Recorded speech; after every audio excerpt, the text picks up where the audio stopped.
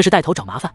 走，所有人跟我一同过去，我倒是要看看他南阙院到底搞什么把戏。宋喜说话间便起身，而后所有人都是跟随他御空而起。北玄院最强的小辈弟子们浩浩荡荡地离开了北玄院，他们所前往的地方是一个名为寒霜灵铺的地方。经过路上的了解，楚风得知，在那寒霜灵铺内冲刷可以使人领悟力进行提升，虽然对于天赋较高的人没什么作用，但是对于北玄院以及南阙院的一些弟子还是很有帮助的。寒霜灵铺每个月会有15日的时间开放，因为东龙院和西虎院的弟子都很少到寒霜灵铺去修炼，就只有南阙院和北玄院弟子修炼的缘故。这15日的时间会由南阙院和北玄院的弟子轮流修炼。今日本该是北玄院弟子修炼的日子，可南阙院却将北玄院的弟子赶出，这就是矛盾所在。至于刚刚那位弟子口中的南阙院的方云史和毕晶晶，都是南阙院较为出众的弟子。方云史的修为与宋喜一样，同样是4品至尊。毕晶晶的修为虽然不如方云史，可他出生在卧龙武宗内，家人都是卧龙武宗之人，传闻他的天赋非常之好。若不是因为他的家人都在南阙院，以他的天赋必然会是东龙院的弟子。宋喜，这种事情难道长老们不管吗？楚风问道。楚风觉得不管是什么地方，应该都有自己的规矩，尤其是宗门这种地方，假如谁的实力更强，就有谁说了算的话，那势必会破坏修炼的平衡。所以楚风看来，这种事情应该由长老做主，而非弟子去解决。楚师弟，你刚刚来到卧龙武宗，对于我们这里的事情还不了解，这件事的确可以找长老去出面解决，可若是长老来解决，那我北玄院的弟子以后就会很难抬头做人了。莫说其他3院看不起，就连我们北玄院的长老们可能也会看不起我们，所以我们能够解决的事就由我们来解决，我们无法解决的事才会去禀告长老。今日乃是本月修炼的最后一日，上个月的这一日是南阙院修炼的，按照之前定下的规矩，这个月就应该我们北玄院的弟子修炼。他们在这个时候来找麻烦，无非就是想争夺这1日的修炼时间。若是这种小事都去惊动长老，那就会更加的被人轻看。王子嫣对楚风解释道：“我懂了。”楚风大概明白了，简单的说，就是弟子之间的争斗是卧龙武宗默许的，可北玄院弟子本就弱，若是这个样子，那必然是很多修炼的地方都争不过其他3院。所谓的修炼平衡，怕是早就打破了，也就难怪北玄院会越来越弱了。一番赶路之后，楚风等人终于来到了那寒霜灵铺之前。云层之上有着一个长达万米的铜鼎，铜鼎侧立于高空之上，而源源不断的水流自铜鼎之中流出，从而形成一道从天而降的瀑布。那水流不仅散发寒气，也是蕴藏特殊灵力，那力量的确能够帮助修武者。不过对于楚风这种人来说，确实没有什么帮助。眼下这瀑布下方已是人满为患，但却并非北玄院的弟子，而是南阙院的弟子们。至于北玄院的弟子也都在，但他们却只能站在一旁观望，并且一些弟子还受了伤，最严重的几个不仅鼻青脸肿，更是已经昏死了过去。但楚风更多的目光却聚集在了南阙院弟子的那一方。南阙院来了很多弟子，但更多的自并没有进入瀑布之中修炼，他们气势汹汹，仿佛已经做好了迎接北玄院弟子的准备，并且还有东龙院和西虎院的弟子。当然，东龙院和西虎院的弟子人数很少，修为普遍也不强，他们可能也是来此地修炼的，当然也可能是听闻消息来看热闹的。哟，这不是北玄院的宋喜吗？怎么你也要到寒霜灵铺来修炼？不过也是，毕竟你天赋一般，到这种地方修炼也是能够理解的。宋喜等人还未落下，南阙院的人群之中便有一道讽刺的声音响起，那是一个长相颇为英俊的男子，但此人的态度却是非常恶劣，趾高气昂，尤其他的眼神，那分明就是没有把北玄院的众弟子放在眼里。方云史，你难道不知道今日乃是我北玄院弟子修炼的日子吗？宋喜直接落在了南阙院众弟子面前，对那刚刚开口讽刺的男子问道。我当然知道，方云史说道。你既然知道，为何带着你们南阙院的弟子来修炼，并且还打伤了我北玄院的弟子？宋喜问道。打伤你们北玄院弟子的可不是我，但的确是我们南阙院弟子做的。你们北玄院的弟子技不如人，你总怪不得我吧？至于我南阙院的弟子为何要在今日修炼，这很简单，因为我南阙院的师弟师妹们想在今日修炼，所以我便他们来了。那方云史说道。你这是诚心破坏规矩哥？宋喜问道。破坏又如何？方云史一脸不屑。方云史，你真是不把我北玄院放在眼里。来人，把他们南阙院的弟子都给我从寒霜灵铺赶出去。宋喜高声说道。南阙院弟子听着，谁敢驱赶你们，你们就把他们打的他亲娘都不认识。方云史不甘示弱，高声说道。眼见着南阙院和北玄院的弟子剑拔弩张就要动手，却有一道声音响起。住手，这是修炼的地方，不是打斗的地方。那说话的乃是一名女弟子，她年龄不大，颇有几分姿色，眉宇之间尽显高傲。不用人说，楚风也是知道，她可能就是那个从小就在卧龙武宗长大的南阙院弟子毕晶晶。毕师妹，你最懂卧龙武宗的规矩了，这件事你为何不阻止？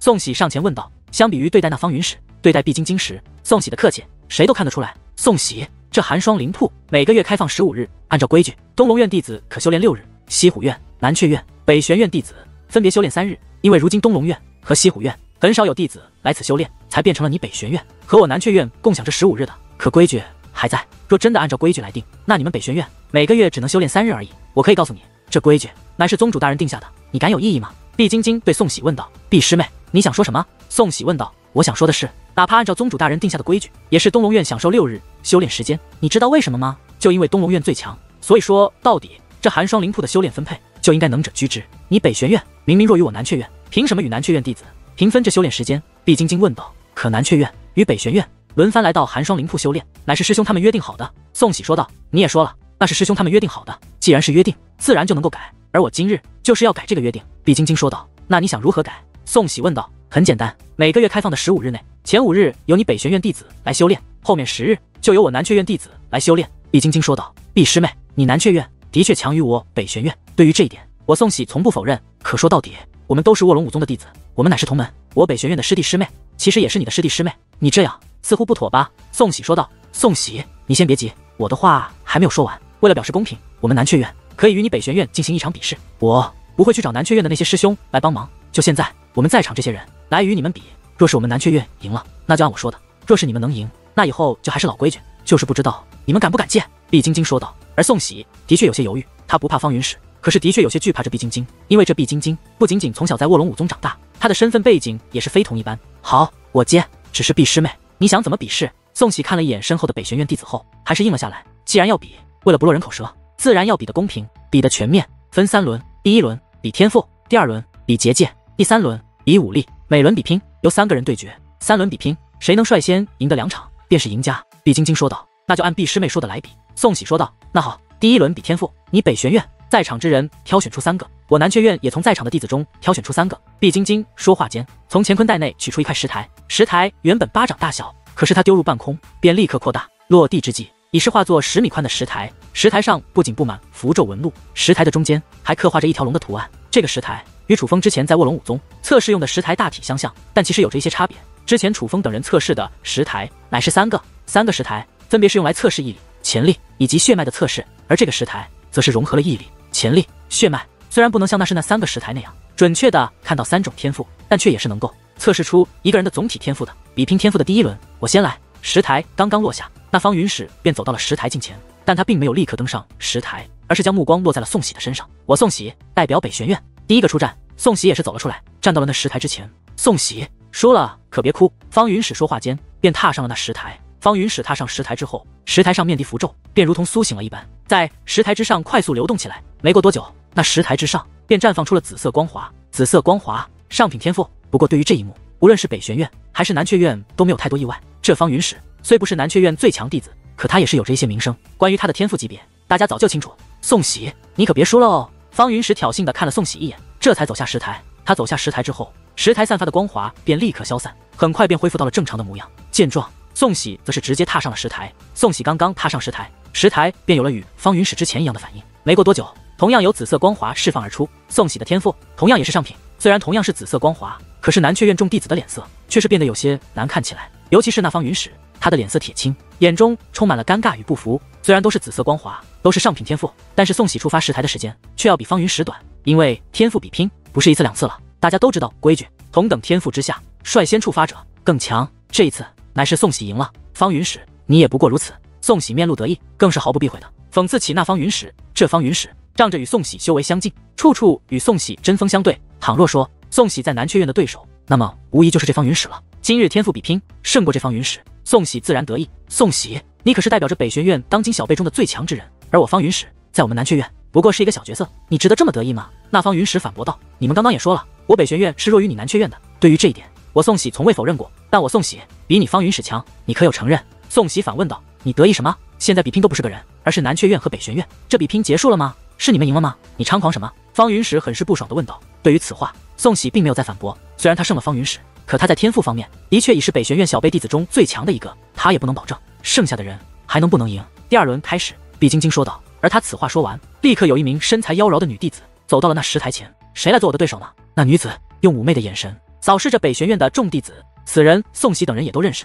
他乃是南阙院一个有些名气的弟子黑曜。紫嫣，你们谁先来？宋喜看向了身后的王子嫣和黑曜2人。我先来吧。王子嫣表示出战。宋喜也是点了点头，随后王子嫣便也是走到了石台之前。紧接着那名南阙院女弟子便率先走上了石台。她虽然所用的时间比方云石还要久上一点，可是她还是触发了紫色光华。在其走下石台之后，王子嫣也是走上了石台，她也同样触发了紫色光华，是上品天赋。只是可惜王子嫣所花费的时间比南阙院那位身材妖娆的女弟子要慢了一点点，就真的是只是一点点。可天赋的第2轮比试，他们终归还是输了。宋师兄，抱歉。王子嫣很是惭愧地说道。子嫣无碍的，我们还没有输。宋喜安慰道。这第3轮由我来。可就在此时，那毕晶晶却已是走到石台之前，眼见着毕晶晶亲自出马，那黑曜的脸色则是变得难看起来。虽然毕晶晶大名鼎鼎，可是他很多时候修炼都是旁人看不到的。莫说北玄院的弟子，就算对于南阙院的弟子而言，毕晶晶也是有些神秘的。他们其实并不知道毕晶晶的天赋测试是在何种级别，可是他们早就听闻毕晶晶天赋极好，所以面对毕晶晶，黑曜很是没底。一时之间，北玄院内的众人都是满面无奈。这第3个人的天赋比拼还没开始，但他们却已经觉得他们快要输了。他们不是对黑曜没有信心，而是毕晶晶早就名声在外。这天赋比拼第3轮由我来吧。就在众人犯难之际，楚风则是站了出来。楚风师弟，你开什么玩笑？见楚风要与毕晶晶对决，那黑曜不仅制止，更是面露不悦之色。黑师兄，这场对决由我来吧。楚风再度说道。楚风已经解开命魂，他的修为虽然只是恢复到2品至尊，可是楚风的天赋却已经恢复了。对于天赋测试，楚风向来很强，所以他很有自信。楚风师弟，你虽是1品至尊，可是你的天赋测试成绩并不好。你明知道你的天赋测试是什么成绩，还要参加这种比试，你这不是添乱吗？黑曜说这话的时候，甚至有些怒容。楚风师弟，这可不是简单的切磋，而是事关我北玄院师弟师妹们的修炼，你还是不要添乱了吧。王子嫣也是对楚风劝道。事实上，除了黑曜和王子嫣之外，北玄院内也有不少人发声劝楚风不要登台比试。只不过相比于黑曜，他们的语气相对客气，但却也都是不相信楚风。诸位师兄师妹，相信我一次，我楚风也是北玄院弟子，必然不会做对不起北玄院的事。我既然打算登台，就一定不会让你们失望。楚风对北玄院众人说道。不让他们失望？小子，我知道你就是昨天拒绝了东龙院邀请的那个新人吧？不过你这口气也未免太大了。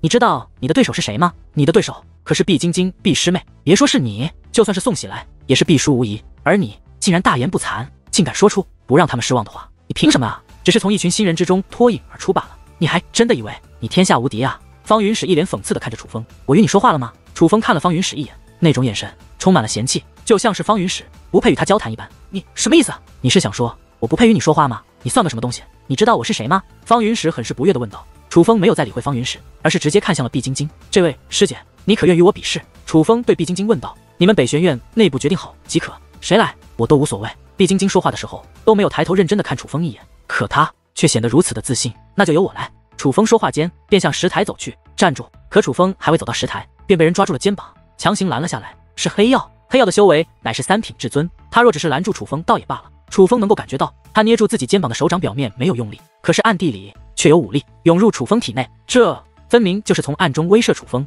滚！楚风剑眉倒竖，脸上露出了不悦之色。黑曜，放开他！与此同时，宋喜的声音也是随之响起。宋师兄，别的事你纵容楚风我们都能理解，但是关北玄院师弟师妹们的前程，这件事望你三思啊。黑曜虽然放开了抓住楚风的手，但却并没有打算妥协，甚至说完这番话后，还特意看向了身后的北玄院众弟子。北玄院的众弟子其实也知道，哪怕是黑曜登场，也多半要输，可至少黑曜登场还有获胜的希望，但楚风登场那可是必输无疑。何况就算黑曜输了，可他毕竟是上品天赋，这传出去输的也并不丢人。但他们已经知道楚风的天赋测试乃是下品，让楚风去，这传出去未免太丢人了。宋师兄，您三思啊！于是北玄院的其他弟子也纷纷劝起了宋喜。楚风，我了解你，我知道你想帮我，也想为北玄院出一份力，我知道你的实力，但是天赋测试比拼的乃是天赋，还是让黑曜去吧。宋喜对楚风开口了，他也劝楚风放弃。我明白了。楚风点了点头，随后又忽然抬头对宋喜说道。宋喜，别怪我。宋喜忽然一愣，对于楚风忽然之间的话有些搞得发懵。可是下一刻，楚风身形一纵，便向石台冲去。楚风本就距离石台很近，再加上无人阻拦，他突然加速冲向石台。人们反应过来之际，楚风已是站在石台之上。众人反对之下，他还是坚持了自己的选择下去。然而楚风刚刚站在石台之上，便有一股力量将楚风从石台上推了下去。那是站在石台对面的毕晶晶。怎么不敢与我比？楚风眉毛轻挑，以挑衅的姿态问道。楚风知道北玄院众人不同意的情况下，他就只能挑衅毕晶晶，只有激怒毕晶晶，他才能够代表北玄院出战。如若不然，他便是想替北玄院出战，怕是也无能为力了。不敢，我说了，你们内部决定好，谁来我都无所谓。但是这场比试必须我南阙院的先开始，你没资格在我前面进行测试。毕晶晶说出了他将楚风从石台上推下去的理由。楚风师弟，别胡闹了，快回来！眼见着楚风竟不受控制，不听劝阻，王子嫣走到楚风身旁，就想将楚风拉回去。毕晶晶是吧？我楚风今日就向你挑战，与你比试天赋。我敢保证，你的天赋在我之下。你若不敢或是怕了，大可直说，我楚风可以放你一马。楚风眼见情况不对，赶忙开口，这一次声音很大，挑衅的意思也更浓。楚风师弟，你别胡闹了，此时，王子嫣已是走到了楚风身旁，住手！可那毕晶晶却是忽然对着那王子嫣高喝一声。这毕晶晶的修为也只是3品至尊，与王子嫣实力一样。可是毕晶晶这一声怒喝，却吓得王子嫣娇躯一颤，那已经抓住楚风的手也是立刻收了回去。不仅收了回去，他自己也是退到了一旁。对于毕晶晶的忌惮，已是不言而喻。但却并没有人小看王子嫣，毕晶晶身份特殊，不仅仅王子嫣怕她，其实宋喜也同样怕她。你刚刚说你与我比拼天赋，必然能够胜我，我若不与你比，就是不敢，就是怕你。毕晶晶终于正眼看向楚风，眼中有着明显的怒火涌动，那眼神让许多北玄院的弟子都不敢直视。毕师妹，你误会了，楚风他不是这个意思。楚风他刚刚拜入卧龙武宗，对于你还不了解，你不要与他一般见识。他其实……见状，宋喜赶忙打圆场：毕师姐，你没有误会，你所理解的就是我想说的。可谁曾想，宋喜话还没有说完，楚风便再度开口了：他妈的，你什么身份，胆敢这样与毕师妹说话？怒吼响起的同时，那方云使的威压也是释放而出，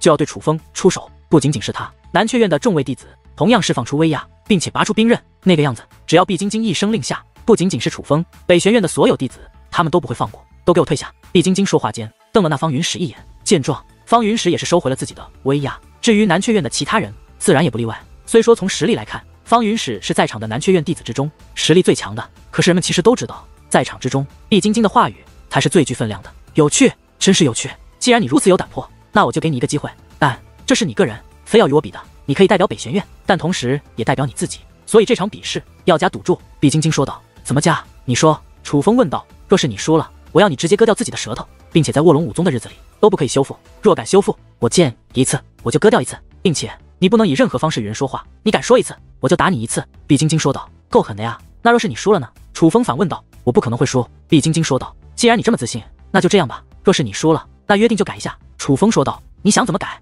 毕晶晶问道。剩下的结界和武力比试照常进行，但倘若我北玄院能胜，那从今以后，这寒霜灵铺的每个月修炼时间，我北玄院占据10日，你南阙院占据5日。楚风说道。这个楚风他原本北玄院的弟子很是反感楚风，觉得这楚风明明天赋不足，还要执意登台。人们并不觉得他有勇气，而是觉得他是依仗着与宋喜的关系而胡作非为。可是当楚风提出这个约定之后，北玄院弟子才意识到，楚风似乎并不只是想自己出风头，不管他自己有没有本事，可是他至少是真的为北玄院着想的。于是对楚风的看法倒是有所改观。好，就应你。毕晶晶说话间便踏上了石台。毕师妹，等一下！楚风他……宋喜赶忙开口，他是想为楚风求情，他可不希望楚风从今以后都只能做一个不能说话的哑巴。宋喜，这件事与你无关，你若非要管，那这赌注就算你一个。毕晶晶恶狠狠地瞪了宋喜一眼。见状，宋喜也是不敢再多说什么。至于毕晶晶，则是双眼紧闭，开始了他的天赋测试。很快，那石台上面的符咒纹路便快速地流转起来，只是时间一点一点流逝，并没有任何光芒释放而出。眼见着这毕晶晶测试天赋所用的时间比王子嫣还要久，无论是南阙院还是北玄院的弟子们，脸上都是有了变化。南阙院的弟子自然是有些心虚，有些担忧，可是北玄院则是有些愤怒了。但是他们的愤怒不是对毕晶晶，而是对楚风。这楚风真是添乱，若是我来，那这一轮天赋比拼我们就赢下了。黑曜这话可不是暗中传音，也不是心中自叹，而是光明正大的说了出来。他是故意的，就是要让所有人听到。可是偏偏北玄院的人都赞同他这种说法。宋师兄，你真不该这样纵容楚风师弟，你是纵容了他，做了他的好大哥。可是我北玄院的师弟师妹们该如何看你啊？就连王子嫣也是满满的怨气，而宋喜虽然没有说话，也是一脸的无奈。他在北玄院的行事风格虽然霸道，可是之所以会管这种事情，就是要因为他想在北玄院树立一个正面的形象。他可以霸道，但也需要北玄院的弟子尊敬于他。而北玄院的众人之所以会有这么大的反应，乃是他们觉得他们高估毕晶晶了。本以为毕晶晶释放紫色光华的时间会比宋喜还要快，却不成想如此慢。这样的天赋，黑曜登场当真能赢？可是楚风强行登场，却要导致北玄院输掉这第一轮，罪魁祸首都是楚风。可突然之间，那石台竟传来一声低吼，那声音就像是一只凶猛的巨兽藏于石台之中。伴随那低吼传来，耀眼的光芒也是自石台内释放而出。看到那光华，所有人都傻眼了，不仅仅是北玄院和南阙院的弟子，就连前来看热闹的东龙院和西湖院的弟子也都是大吃一惊。因为眼下那石台之上所释放出的光华并非是紫色，而是金色。金色光华乃是极品天赋。极品天赋代表什么？要知道，卧龙武宗内最强的弟子便是卧龙弟子。卧龙弟子总共只有10人，而你10位卧龙弟子无一例外全部都是极品天赋。纵观整个卧龙武宗，所有小辈弟子之中，能够具备极品天赋的人总共也不超过20人。毕师妹竟是极品天赋，这可是日后能够冲击卧龙弟子的天赋啊！此时所有弟子都是以仰望的目光看着毕晶晶，就连宋喜也不例外。极品天赋，莫说北玄院弟子，就算是东龙院的弟子也都是不敢得罪这毕晶晶了。因为极品天赋就算无法成为卧龙弟子，但只要正常成长，他也必然能够成长为这卧龙武宗内最强的弟子之一。之前人人们惧怕毕晶晶，只是因为她的家人。可现在他们已经明白，抛开家人不谈，毕晶晶也是绝对不能得罪了。黑曜，你现在应该庆幸是那楚风登台了吧？有一位北玄院的弟子轻声对黑曜说道：“我不仅感谢那楚风，我还很同情他。刚刚拜入卧龙武宗，又结识宋师兄，本是大好前程，不曾想却得罪了这样的毕晶晶。依我看，他以后的日子恐怕比外院长老还要难受啊。”黑曜冷嘲热讽地说道。虽然嘴上说着同情，可是他看楚风的眼神分明是幸灾乐祸。该我了吧？就在此时，楚风开口了。此时各种惊叹、夸赞不绝于耳。原本毕晶晶也沉浸于这种夸赞之中，他第一次当众展露天赋，要的就是这种效果。可不曾想，这种沉浸感却被楚风打破了。而最令毕晶晶生气的是，他明明展现了天赋，可楚风的脸上竟然没有丝毫惧色，反而十分淡定，就像是什么事情都没有发生一样。这让毕晶晶十分不爽。我倒是要看看你是何种天赋。毕晶晶冷哼一声，虽然很不喜欢楚风，却并没有直接为难，而是等着楚风自己出糗。而在毕晶晶走下石台之后，楚风也是立刻踏上了石台。楚风刚刚踏上石台，石台上便释放出了光华，几乎没有半点的迟疑。看到那光华，所有人都是神色一动，但紧接着一阵刺耳的嘲笑声便自南阙院弟子之中响彻开来，因为那石台所释放的光华乃是白色光华。此时北玄院弟子连连摇头，就连宋喜也是叹息一声。其实他们早就知道楚风拜入卧龙武宗时的天赋测试结果了，但眼见楚风如此自信，还以为会有所改变，不曾想竟依旧是这个结局。白色光华下品天赋，而金色光华乃是极品天赋。极品天赋与下品天赋先后出现，这形成了强烈的对比。楚风完美的衬托了毕晶晶的优秀，他们知道北玄院的脸面算是被楚风丢尽了。宋喜，这回看你怎么办？黑曜面无波澜，可内心大喜，还偷偷的看了宋喜一眼。他不在乎楚风生死，他更在乎宋喜的名望。楚风与宋喜关系如此之好，而如今楚风让北玄院丢尽脸面，他觉得宋喜也是要被牵连，宋喜的威望必会有所减少。那是怎么回事？可就此时，人群变得骚动起来。眼见不对，黑曜再度将目光投向石台，这才发现石台上面白色光华依旧在，可是在白色光华存在的同时，竟然有灰色光华涌现，紧接着蓝色光华、紫色光华也随之出现。那石台竟同时释放出白色、灰色、蓝色、紫色4种光华。忽然之间，一阵龙啸自石台传出，那石台也是随之而剧烈震颤，震颤之强，大地都随之而动。紧接着，一道金色光华喷涌而出，而白、灰、蓝、紫4种颜色的光华竟化作光柱，与金色光柱相互交融，5种颜色交融之后，竟涌入了石台之中。猛然间，龙吼再度响起，那5色光柱自石台喷涌而出，竟化作5色巨龙，冲天而起，直奔9天，光龙冲天。一时之间，此处竟鸦雀无声，但这种宁静极为短暂。很快，人群便炸开了锅，阵阵惊呼，各种议论响彻不断。人们就算再傻，也看得出来，这等景象非同一般情况。但这样的景象，人们还从未见过，也不知道这到底是怎么一回事。是我赢了吧？楚风从石台上面走了下来后，对那毕晶晶问道：“小子，你可真不要脸，居然使用这种卑鄙手段！”然而还不待毕晶晶开口，那方云史便一脸愤怒的开口了：“卑鄙手段？哟，这种话都说得出来，看来这是输不起了。”楚风轻蔑的一笑，对于这种人，楚风实在见得太多了。这块天赋测试时，只有白、灰、蓝、紫、金5种光华，分别代表着下品、下品、中品、上品、极品5种天赋。你刚刚那是什么？你在变戏法吗？方云史说道。而方云史的这番话，并没有人觉得有何不妥。楚风所释放的光华的确惊为天人，可是这却也的确超出了这块天赋测试时本身具有的力量。这一轮是我们输了。可就在此时，毕晶晶却是忽然开口：“毕师妹，你……”见毕晶晶这样说，方云史一脸不解地看向了他。极品天赋并非这天赋测试时的极限，神级天赋才是这天赋测试时的极限。毕晶晶说道：“神级天赋怎么从未听闻过呀？”在场的许多弟子纷纷说道：“毕师妹，你是不是搞错了？就连10位卧龙弟子也都是极品天赋，这个人怎么可能是神级天赋？”方云史不太相信地说道：“这的确是神级天赋，我曾听我爷爷讲述过，他曾亲眼见人使得这天赋测试时是放过神级天赋，那镜像与刚刚的一模一样。”毕晶晶说道：“真的还有其他人触发过这样的景象？我怎么从未听过？”方云史问道。不仅他好奇，如宋喜等其他弟子也都非常好奇。你可能不知道这件事，但是那个人你们一定知道。毕晶晶说道。是谁啊？众人纷纷问道。独孤凌天。毕晶晶说道。哇，独孤凌天大人吗？听到独孤凌天4个字，众人表情复杂，但他们看向楚风，依旧半信半疑。他们对于独孤凌天具有所谓神级天赋这件事，他们并不怀疑，可是对于楚风，他们仍然非常怀疑。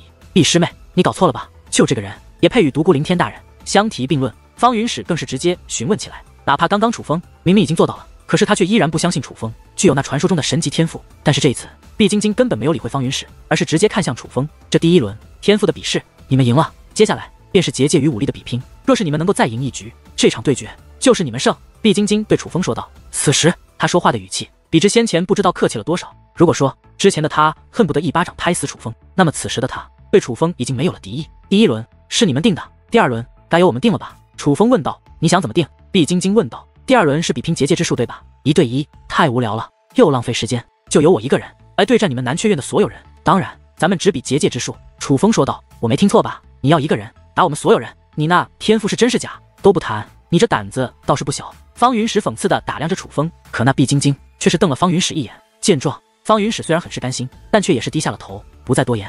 要一个人对战我们所有人，你倒是很自信，但我劝你一句，莫要小看我南阙院。毕晶晶说道。没有小看，只是不想浪费时间。楚风说道。你是认真的吗？毕晶晶再度问道。认真的。楚风说道。好，这是你自己说的，可别怪我们欺负你。毕晶晶爽快应下，随后看向身后的众人。南阙院的弟子们，你们可都听到了，咱们可是被北玄院这位新师弟小看了。怎么做？不用我说了吧？谁要应战，自己站出来吧。毕晶晶问道。毕师妹，我来应战。我也来。紧接着，南阙院的男男女女便站出了几十人，并且他们无一例外都是释放出了自己的结界之力。那结界之力神圣无比，且有龙吟涌动，每一个都是龙纹级圣袍界灵师。居然这么多龙纹级圣袍，这结界比拼，我们根本不可能赢啊！见到这个场景，北玄院众人眉头紧皱，但是这一次他们却并没有怪楚风，因为北玄院的结界之术的确较弱，就算楚风不以一战多，而是单对单分成3轮，显然也不会是这南阙院的对手。这就是当楚风提出以1对多，北玄院没有人劝楚风的原因，因为结界比拼，他们从一开始就没有胜算。就只有这些了吗？楚风问道。还有我。毕晶晶说话间也是释放出了他的结界之力，但是他的结界之力，而他的结界之力则是蕴藏着2品至尊的气息，龙变异虫。这毕晶晶竟如此厉害，这下输定了。见此一幕，北玄院众弟子更是眉头紧皱。倘若说之前还抱有一线希望的话，那么当毕晶晶的结界之力展现之后，他们便连希望都看不到了。可以开始了吗？可是相比于北玄院众弟子，楚风则是颇为淡定。布阵。毕晶晶说话间便释放出磅礴的结界之力，紧接着其身后的南阙院众弟子也是纷纷释放出结界之力，他们正在合力布阵。他们早有准备，因为那布阵娴熟的模样，便可以看出他们早就曾练习过，否则不可能配合得如此精妙。很快，一只巨大的结界猛兽便站在了毕晶晶等人身前。看到那结界猛兽，北玄院的众弟子纷纷感到绝望。若是可以施展武力，他们并不惧怕这结界猛兽；可若只是施展结界之术，他们能够感受到这结界猛兽的强大。现在认输，可以不必伤你。毕晶晶催动这猛兽阵法，但并没有直接对楚风发动攻势，而是对楚风说道。所以准备完了？楚风问道。你什么意思？毕晶晶有些不解。只见楚风大袖一挥，磅礴的结界之力便自其体内释放而出。当那结界之力从结界巨兽身前掠过之后，那结界巨兽竟开始分崩瓦解。转眼之间，那毕晶晶与南阙院众弟子合理布置的结界大阵便已飞灰烟灭。你也是龙变异虫？毕晶晶看着楚风，闪烁的美眸内金融涌动。还要继续吗？楚风没有直接回答，但却已是给了回答。北玄院众弟子兴奋不已，他们本来对于结界对决没有抱有什么希望，尤其是当楚风提出自己以1对多之后，更是让他们绝望。但现在他们却觉得他们要赢了。虽然同是龙变异虫，但楚风能够随手一击便将南阙院众弟子合力布置的大阵摧毁，足以看出楚风的结界之术要强于毕晶晶。还没结束，可却并没有服输之意。他话音刚落，其身前的空间一阵颤动，界灵大门凭空而现。很快，一道身影也是自界灵大门内走了出来。那是一名男子，身材高大，英俊无比，浑身上下都散发金光。此乃界灵。看到这只界灵，原本以为胜利在望的北玄院众弟子再度皱起了眉头，因为毕晶晶所释放的这只界灵身上散发着3品至尊的气息，界灵也是修武者的一部分。楚风，你败了。毕晶晶对楚风说道。仙灵界界灵，许久没有见到了。楚风微微一笑，随后身形一闪便消失不见。当楚风再度出现之时，已是来到那只仙灵界界灵的身前。只见楚风一拳轰出，直接击中仙灵界界灵的腹部。3品至尊的仙灵界界灵只因楚风一击就跪地不起。见此一幕，那方云史还以为楚风是动用了武力，他刚想发火便愣住了。他惊愕地发现楚风周身并无武力涌动，反而是一重结界化作铠甲附着在楚风全身。那明明是结界之力，但是眼下楚风所散发的却是4品至尊的气息。你是龙变2重？毕晶晶语气中都带着一抹震惊。楚风淡淡一笑，可依旧没有回答，而是脱口问道。还要继续吗？这个家伙眼见着楚风如此狂妄，南阙院的方云石等人气得咬牙切齿，可是他们又无可奈何。有趣，难怪东龙院都请不到你，今日是你们赢了。毕晶晶此话说完便转身准备离去。那约定呢？楚风问道。就按你说的，以后这寒霜灵铺每个月前5日我南阙院弟子修炼，后面10日便由你北玄院弟子修炼。毕晶晶说道。毕师姐，这件事你说的算不算？别过几天你们南阙院又有其他弟子来捣乱。楚风说道。这件事我毕晶晶做得了主。毕晶晶此话说完便纵身而起。见状，南阙院的其他弟子也是纷纷跟随而起，就连原本在寒霜灵铺内修炼的南阙院众弟子也是赶忙起身，纷纷离去。而下一刻，北玄院的弟子则一拥而上，将楚风、宋喜等人团团围住。楚风师弟，你也太厉害了！你原来不仅仅是1品至尊，竟然还掌握龙变2重的结界之力，虽然各种感谢的声音响彻不断，但是围绕楚风的声音却最多。其实现在楚风的结界之术只是龙变异虫，他是凭借九龙圣袍以及结界血脉才将自己的结界战力提升到了龙变四重的。但楚风并没有对他们解释太多。诸位不用客气，我楚风也是北玄院弟子，这些都是应该的。楚风解释道。听闻此话，众人的欢呼声更高，喜悦的气氛弥漫于北玄院众弟子之中，但人们却没注意到。宋喜虽然也很高兴，可是他看向楚风之时，神情却是有些一言难尽。此事结束之后，楚风等人回到宋喜府邸继续宴会，宴会直到夜黑之时才结束。楚风回到自己的府邸，没有丝毫疲惫之意，于是便再度开始了尝试破解卧龙魂甲。楚风要的不是恢复实力，而是提升实力，因为今日表现必然会引起一些人的注意。若是善备倒也罢了，若是不善之辈，那必然会找楚风麻烦。唯有实力才能保护自己。楚风师弟，你睡了吗？可就在此时，一道呼唤却在殿外响起。楚风隔墙观望，发现来者乃是王子嫣。王子嫣与宋喜乃是伴侣，他来找自己，很可能是宋喜有事，于是赶忙起身打开殿门。嫂子，有事？楚风问道。楚风师弟，能否进去说？王子嫣问道。嫂子请。楚风将王子嫣请入房间之中，便将殿门关闭。只是转身之际，楚风发现王子嫣的手中竟端着多种点心，正在向桌上摆去。但是刚刚他明明是空着手的。嫂子，你这是？楚风问道。楚风师弟，我刚刚见你一直饮酒，都没有怎么吃东西，我怕你饿。这是我亲手做的，你尝一尝，吃完再休息。王子嫣说道。谢谢嫂子。楚风也不客气，拿起点心便塞入口中，还别说，味道很不错。其实楚风这种修武者，灵魂不灭，便可不死，美味佳肴不是用来填饱肚子的，只是用来品尝享受的。嫂子，你还没说，你来找我是何事？是宋喜兄找我吗？楚风一边吃着点心，一边问道。楚风师弟，难道宋喜不找你，我就不能来找你吗？王子嫣说话间向楚风走来，随后竟娇柔地向楚风扑了过来。嫂子，你这是干嘛？见状，楚风赶忙身形一转，便躲了开来。楚风师弟，其实我与宋喜并非伴侣关系，你不用这么怕我。王子嫣解释的同时，娇躯再转，竟再度向楚风扑了过来，并且这一次他还使用了身法武技，二者本就距离极近，加上王子嫣是3品至尊，并无防备之下，楚风根本躲闪不及。他反应过来时，王子嫣已是扑入他的怀中，并且主动抱住了楚风，这让楚风大怒。反应过来之后，直接结界之力释放而出，将王子嫣狠狠地推了出去。嫂子，自重！楚风此话出口之际，乃是面带怒容。楚风，你真是不知好歹！王子嫣也是恼羞成怒，妩媚的表情散去，取而代之的乃是冰冷。随后大袖一挥，便径直的离去。搞什么？楚风看着王子嫣离去的身影，一时之间有些不知所措。想必是看你天赋好，勾引你吧。雨莎说道。刚刚的一切，他也是清楚的见到。楚风，去告诉一下宋喜吧，免得他勾引不成。恶人先告状。雨莎提醒道。不必，我与宋喜的关系，他就算想要挑拨，也是挑拨不成。楚风关上殿门，便再度尝试破解卧龙魂甲。关上殿门，楚风便再度开始尝试破解卧龙魂甲。楚风，你在吗？只是没过多久，又有一道女子的呼唤在门外响起，只是这一次并不是王子嫣，而是兔圆圆。你怎么这个时候跑过来？楚风赶忙打开殿门，看着兔圆圆，楚风也是有些意外，进去说。兔圆圆还不待楚风答应，便自己钻入了进来。见状，楚风也没有阻拦，而是关上殿门。好香的点心，名人就是不一样哦，刚刚扬名就有这么好的待遇了。兔圆圆倒也不客气，看到桌子上摆放的点心，也不问问楚风，自己就拿了起来，开始往自己的嘴巴里塞，一边吃还一边摇头晃脑，那叫一个惬意。你该不会是饿了，所以跑我这里来讨吃的吧？楚风问道。当然不是，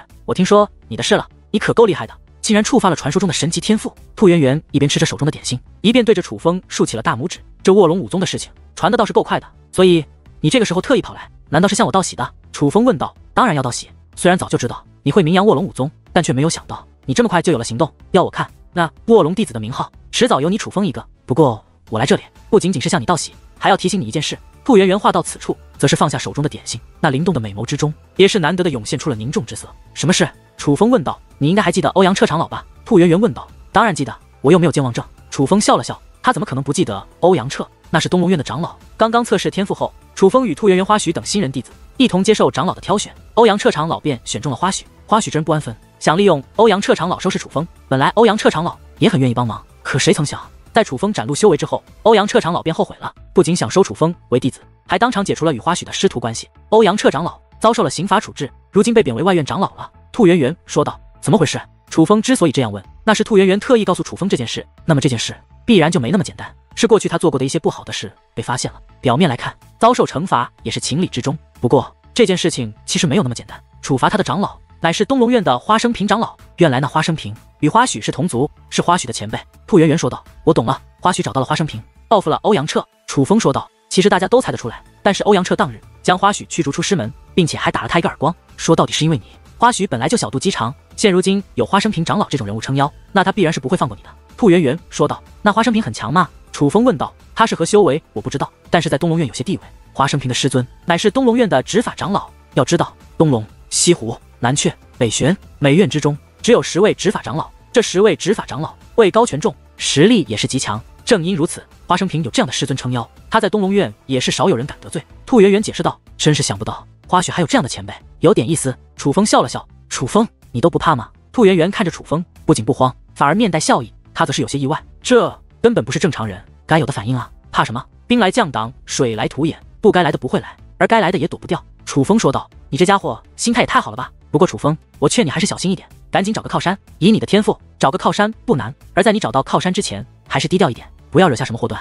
如若不然，那花生平绝对不会放过你的。”兔圆圆说道：“谢了。”楚风面带感激的说道。虽然兔圆圆有自己的小心思，但是他在明知道花许如今有了靠山的情况下，还来提醒楚风，也是让楚风有些感动。毕竟他与楚风走得近的话，传出去对他可能不是一件好事。和我这个小师妹还客气什么？好了，我走了，不然大晚上的有人看到我跑到你房间，传出去可不太好。兔圆圆此话说完，便直接走了。楚风注意到兔圆圆走出房门之后，便用特殊手段将自己的身体隐藏了起来。看来这个丫头也很聪明，在这种时候并不太想让别人知道她与楚风走得近。不过对此，楚风完全能够理解。兔圆圆乃是东龙院的弟子，而花许和那个花生平长老也都在东龙院。不管兔圆圆在卧龙武宗外是何身份，可是在卧龙武宗内却没有太多人顾及外面的身份，在卧龙武宗内能够依仗的只有卧龙武宗之内的人。兔圆圆的确需要小心行事。兔圆圆走后，楚风便继续修炼，但楚风不知道的是，雨莎猜对了，那王子嫣在被楚风拒绝之后，便直接来到了宋喜的住所，并且还是哭着来的。你说楚风对你不敬？宋喜看着那已经哭成泪人的王子嫣，眼中也是有怒意涌动。他现在已经从王子嫣的口中大概的得知了事情经过，当然王子嫣所说的自然不是事实。宋师兄，难道我还会骗你不成？我想着不管怎么说，我也是你的人，我是能够代表你的，而你与楚风关系那样要好，我自然也应该表示表示，所以我才去给楚风送了点心。只是谁成想，那楚风居然是一个衣冠禽兽，我刚刚进去他就对我，若不是我拼命反抗，今日可能就……说到这里，那王子嫣更是泣不成声，就好像受到了天大的委屈一样。所以说到底，你并没有被他怎么样？宋喜问道。我已经警告楚风，我是你的女人了。可那楚风不仅不怕，反而冷嘲热讽，说他的天赋远在你之上，这北玄院的最强弟子迟早是他楚风，你宋喜根本不值一提。最后若不是我以死相拼，以自杀来逼着他住手，我真的难逃一劫。王子嫣哭诉道。子嫣，别哭了，你过来。宋喜对王子嫣挥了挥手，而王子嫣也是娇躯一动，便扑向了宋喜的怀中。可谁成想，宋喜大袖一挥，一个响亮的耳光便直接将王子嫣掀翻在地。你个贱人，勾引楚风不成，还想挑拨我与他的兄弟感情？你以为你与黑曜之前的事我不知道？你以为你是什么人？我宋喜心中不清楚吗？宋喜满面怒容，对着王子嫣咆哮起来。宋师兄，知人知面不知心，我真的没有骗你，我说的都是真的。王子嫣还不甘心，依然在辩解。给我滚！再敢说楚风坏话，我就杀了你！话到此处，宋喜的眼中竟有杀意涌现，眼见不妙，王子嫣也是怕了，赶忙起身逃离了宋喜的府邸。混账！而王子嫣走后，宋喜则是一拳轰出，将这店内的诸多物品轰成了粉碎。此时宋喜的眼中不仅仅是怒意，还涌动着复杂的目光。接下来的时间倒是没有人再打扰楚风，只是楚风依旧没能找到解开疑破的方式。到了第3日，楚风便主动前往到了宋喜的府中，因为这一日乃是宋喜之前与楚风约定好的前去历练的日子。而楚风如今已是知道，此次历练的地方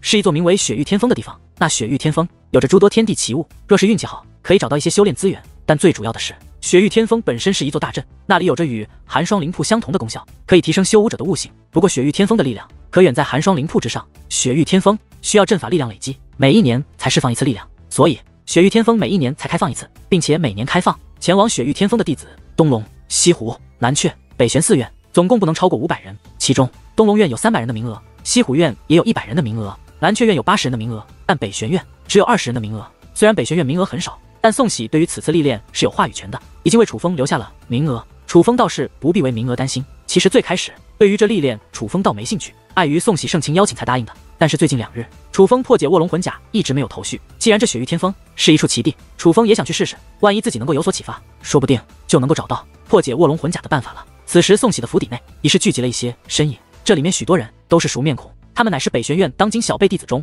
最卓越的，显然他们都是有资格没参加此次历练之人来此聚集，就是准备等一下一起去那雪域天峰。楚风兄弟，你怎么来了？只是当看到楚风之后，一些弟子却是一脸惊讶地看着楚风，那个表情就像是看到楚风来此很是意外一般。可是之前宴会之上，宋喜明明已经当众宣布此次历练有楚风的名额了，而宋喜则是有些尴尬，甚至不敢与楚风正视。怎么有变故？楚风不想宋喜为难，而是走到宋喜身旁后，小声询问起来：楚风，真是抱歉了，之前让你去参加历练，是因为黑曜的弟弟黑宗负伤了，所以空出了一个名额。但是他现在伤势好转了许多，所以我便想着还是让黑宗去。宋喜对楚风解释道，他倒是光明正大，没有小声，更没有暗中传音，而是直接说出来的。楚风师弟，你别介意啊，因为这个名额本来就是我弟弟的。黑曜也是开口了，他说这话的时候还有着几分讽刺意味。王子嫣也是暗中冷笑，虽然当日王子嫣挑拨离间，被宋喜教训了，但是今日换人，乃是宋喜主动提出的，因此王子嫣知道他的挑拨还是成功了。没事，不用和我说抱歉，我本来就是顶上的名额，既然黑宗师兄无碍，那就理当由他去。楚风不想宋喜有负担，还笑着拍了拍宋喜的肩膀，楚风兄弟，你不用难过，你还年轻，而且天赋那么好，明年一定有你的名额。黑曜补充道，你看我像有难过的样子吗？楚风问道。楚风兄弟何必强颜欢笑，你就算难过，我们也是能够理解的。兄弟们，你们说对不对？黑曜此话说完，还看向了身后的其他人。对对对，楚风师弟，都说男儿有泪不轻弹，但其实只是因为未到伤心处，你要是难过，你就哭出来，我们都能够理解的。此时这些人的挖苦已是十分明显，甚至可以说是故意找茬，但是宋喜却是默不作声，只是低头不语。这让楚风意识到此事与宋喜脱不开关系，这就像是之前他们对楚风尊重乃是看在宋喜的面子上一样。正常来说，他们在宋喜面前绝对不敢这样轻视和讽刺自己。若只是这些人，楚风可以不理，也可以教训，可想到与宋喜有关，楚风则是心中有些酸楚。毕竟曾经楚风待宋喜不薄，难道人性真的如此的经受不住考验？宋喜真的被王子嫣挑拨成功，但楚风并未难为宋喜，也没有难为其他人，而是直接转身准备就此离开。可就在此时，却有多位身影快速的飞掠而来。见到这些身影，哪怕宋喜等人也是赶忙施以一礼，因为来者乃是北玄院的长老们，道启年也在其中。不过这里面最强的却并不是道启年，而是一位头戴道冠，颇有仙风道骨之气的老者。此人名为李博义，乃是北玄院的10位执法长老之一，是5尊境的强者。弟子拜见执法长老。见到李博义长老，宋喜更是赶忙走上前去。宋喜，名额定好了。李博义长老对宋喜问道。回执法长老，名额定好了，请您过目。宋喜走上近前，将一张卷轴递给了李博义。李博义面带笑意接过卷轴，接过卷轴之前还特意看了楚风一眼，这才打开卷轴。只是打开卷轴后，他只看一眼便面容变化，笑容瞬间消散，取而代之的乃是一抹愤怒。宋喜，你搞什么鬼？李博义竟直接将那卷轴丢在了宋喜的面前。长老大人，有何不妥吗？宋喜赶忙捡起卷轴，脸上有着难以掩饰的慌张。为何楚风不在此列？李博义问道。这个，听闻此话，宋喜面露为难之色，而黑曜等人也是不敢多言。他们都察觉到这李博义长老似乎是因楚风而来，因为以往这李博义长老交给宋喜的事，他们是不会插手的。长老大人，其实宋师兄已经邀请我了，只是我觉得我资历尚浅，所以拒绝了。楚风不想宋喜为难，于是主动开口澄清。但是在场所有人都知道，楚风澄清的乃是假的，似乎就连那些长老也知道楚风是在撒谎。但李博义长老却并没有对楚风生气，反而是面带苦笑的看着楚风。资历尚浅，触发了神级天赋，还资历尚浅吗？李博义长老说道。他此话一出，人们便知道这些长老果然是因楚风而来。他们已经得知楚风触发了神级天赋之事，并且他们应该也是对此事是相信的。之所以说他们是相信的，乃是因为有太多的人不相信，都觉得此事有蹊跷，不愿意相信，也不愿意承认北玄院有一个叫做楚风的弟子拥有神级天赋。其实这也不能怪那些人，莫说是那些没有亲眼见到，只是道听途说的人，哪怕宋喜等亲眼见证了的人，其实也是有些怀疑的。总之就是很多人都不愿意接受这件事，这也是为何当李博义长老等人相信了此事后，才让宋喜等人感到惊讶的原因。连许多弟子都不信，可长老却信了，这的确不合常理。楚风，这次你必须参加。李博义又对楚风说道。多谢长老厚爱，只是天赋测试不能代表真正的虔诚，更何况弟子的确刚刚拜入北玄院，的确资历尚浅。楚风再度拒绝。楚风本来是想去的，他之所以拒绝，只是不想宋喜为难。楚风，你也太谦虚了，资历这种东西是比不了天赋的，多少修武者修炼上万年都难以踏入5仙境，可是你看你小小年纪，修为与结界之术都达到了常人难以触碰的高度。你的事我都听说了，连东龙院都不去，执意要来我北玄院，这乃身外北玄院的荣幸。既然你选择了我北玄院，那我北玄院就必然不会辜负你。李博义此话说完，便看向了宋喜。宋喜，我不管你怎么做，此次雪域天风必须要有楚风，你若决定不了，就由老夫老决定。当然，若是由老夫来决定，以后历练这种事，你也就再也不要管了。李博义说道。长老大人放心，我必定会处理好。宋喜说话时表情都是战战兢兢，看得出来他很是惧怕这位李博义长老。什么时候处理？现在就处理。李博义催促道。黑宗，你伤势未愈，这一次的名额就让给楚风。宋喜赶忙夺黑宗说道。黑宗听从长老大人和宋师兄的。黑宗先前很是得意，但眼下却只得乖乖应下。他很清楚，这个时候他根本没有拒绝的资格。黑宗，我来纠正一下，记住，不是你把资格让给楚风，只是楚风比你更有资格。李博义长老对黑宗说道。这句话不仅仅贬低了黑宗，更是抬高了楚风，更是彰显了他对楚风的看好。因为换作从前，李博义长老是绝对不会这样说话的。楚风，以你的天赋，雪域天风对你的帮助可能不是特别大，但是雪域天风却也是卧龙武宗内一个颇为利奥德的修炼之地，你去见识一下也是好的。李博义长老对楚风说道：“楚风，你可要认真修炼，毕竟你是神级天赋，说不定能够打破独孤凌天大人所创下的记录呢。”道启年长老笑着说道：“其实他这句话明显是开玩笑的意思。”但楚风却是好奇了起来。道长老，您说的记录是什么记录？楚风问道。其实卧龙武宗的许多修炼之地都是有记录的，不过那些记录的持有者却是相同的一个人，那便是独孤凌天大人。我刚刚的话其实是开玩笑的，你可不要真的抱着打破独孤凌天大人的心思去历练。若是形成执念，对你来说可能是好事，但也可能会成为你的阻碍，因为独孤凌天大人的记录是无人可以打破的，哪怕咱们当今的宗主大人也是未能打破。道启年说道。独孤凌天大人，他到底是何方神圣？楚风好奇地问道。其实楚风早就对这独孤凌天有些好奇，但是当得知独孤凌天居然是卧龙武宗内所有记录的保持者，并且那记录连当今卧龙武宗宗主都无法打破之后，楚风对这位独孤凌天大人便非常的好奇了。先不说卧龙武宗的宗主，只说卧龙选拔阵内那神秘的存在已是那般深不可测，而按照道启年长老所说，那独孤凌天的实力似乎还要在卧龙武宗宗主之上，那他将是一个何等厉害的人物。而后道启年倒也没有隐瞒，而是对楚风讲述起关于独孤凌天的事情。想不到卧龙武宗内还有这样一个人物。得知关于那独孤凌天的一些事情之后，楚风也是赞叹连连，但同时却也感到惋惜。那独孤凌天与当今卧龙武宗的宗主以及副宗主乃是同代之人，独孤凌天天赋异禀，闪耀全宗。他天赋之高，不仅仅年纪轻轻就被上代宗主立为宗主接班人，甚至还有许多人认为独孤凌天是超越开山祖师之人。只是可惜独孤凌天天赋虽高，且进步也是极快，但毕竟还只是小辈，在一次执行任务时遭遇了大敌，就那样陨落了。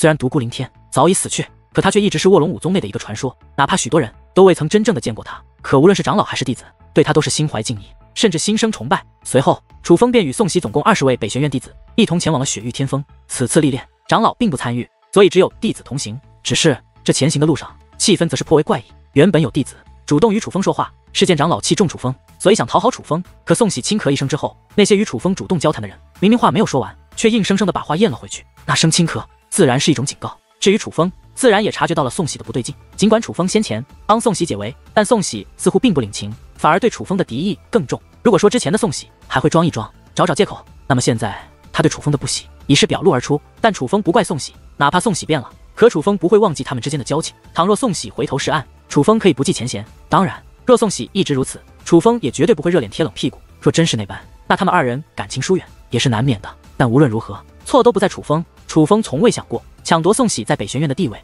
若宋喜非要误会，楚风也没有办法。于是接下来的途中，北玄院的20人除了赶路之外，几乎没有沟通和交流，气氛属实不好。转眼间，楚风等弟子已是离开了北玄院，进入了一片辽阔的平原。起初，平原之上被茫茫杂草覆盖，但是伴随前行，渐渐寒气涌起，草原也被雪原所取代。踏入雪原没多久，一座山峰便映入楚风等人的视线之中。这山峰有些奇特，它虽位于一片山脉之中，可山脉整体并不高，唯独那山峰奇高，宛如一把利剑插在山脉之上，颇为雄伟。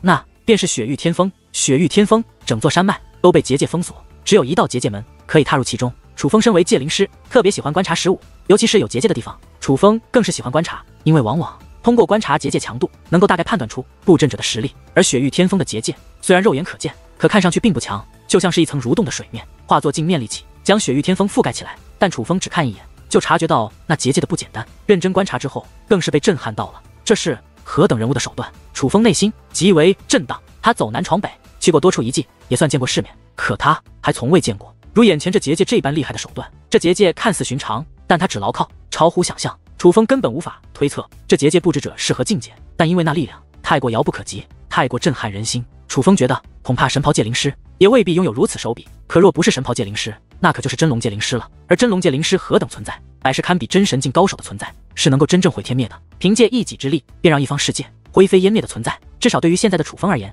那种存在宛如神话一般，遥不可及。难道卧龙武宗竟有如此恐怖的高手？诸位师兄，这守护雪域天峰的结界是何人所布？是开宗祖师吗？还是另有他人？好奇心的驱使下，楚风向北玄院的师兄们询问起来。这是途中楚风第一次主动与北玄院弟子开口询问，只是楚风此话说出之后，并没有人回答，反而是那些人纷纷将目光投向了宋喜。看得出来，虽然如今的楚风深得长老器重，但在这些弟子心中，宋喜的地位仍是极高的，他们不敢忤逆宋喜的意思。至于宋喜，他就装作没听到楚风说的话，目光一直凝视着前方。正常来说，此时楚风的境地乃是尴尬的，但楚风却当作什么都没发生一样，收回目光，继续观察那结界。他是真的无所谓。如今的楚风早已不是当初的少年，虽然血性仍在，但心态却更好。哟，这不是我卧龙武宗的最强天才楚风师弟吗？忽然，一道声音自身后响起，原来是南阙院的弟子也碰巧过来。方云史和毕晶晶也在其中，而刚刚那句话便是方云史说的。只不过方云史的语气可并非夸赞，而是挖苦和讽刺。楚风师弟，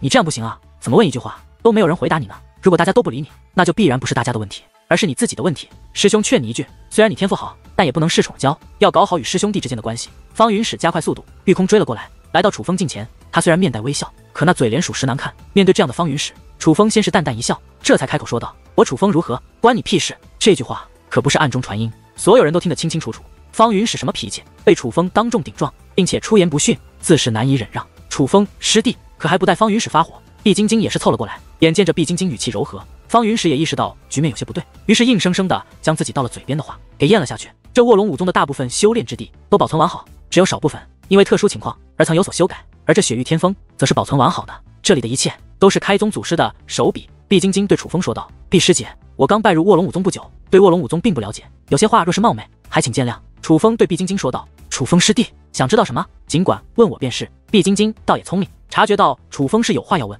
请问咱们的开宗祖师到底是何方神圣？楚风问道。楚风师弟，你这个问题我倒是爱莫能助了，因为没有人知道开宗祖师是谁，哪怕历代宗主大人也都不清楚。我卧龙武宗的开宗祖师是何许人也？所以关于咱们的开宗祖师，不仅是你想知道他是谁，恐怕我卧龙武宗的每一个长老和弟子，包括那些已经不在了的先辈们，也都很想知道。毕晶晶说道。